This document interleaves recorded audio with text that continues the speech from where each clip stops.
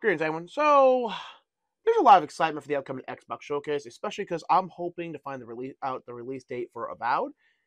Um, I'm a big Civilization fan, so can I really say I'm a big Civilization fan? Well, I'm excited for the new Civilization game, Our History Untold. Those two games, really looking forward to. Then a ton of indie games we're going to be showing, a ton of AA games.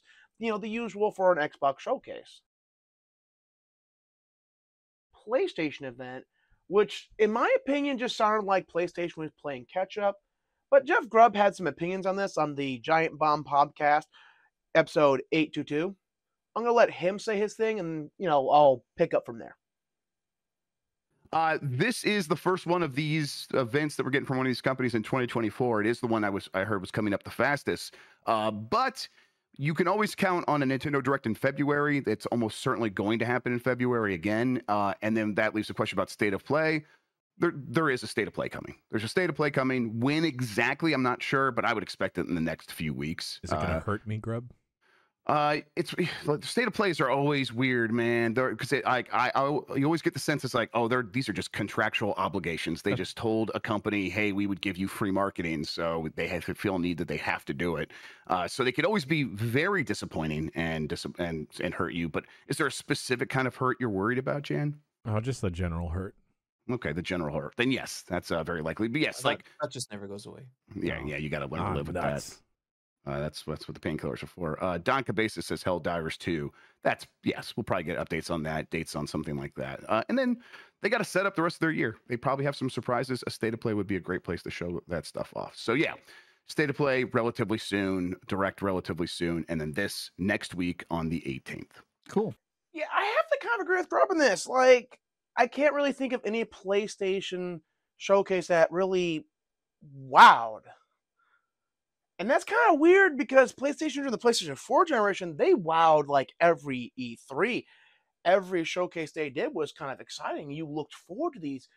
And now you might get one game that you're like, oh, this looks really cool.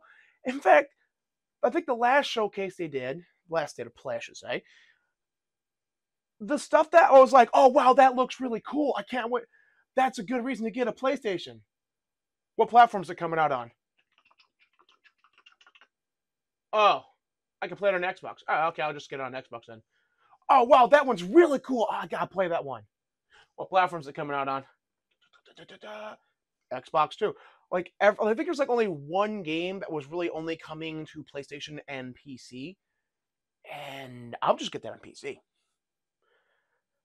That state of play really helped me understand where a lot of PlayStation fans were coming from when they said they don't really care about multiplats.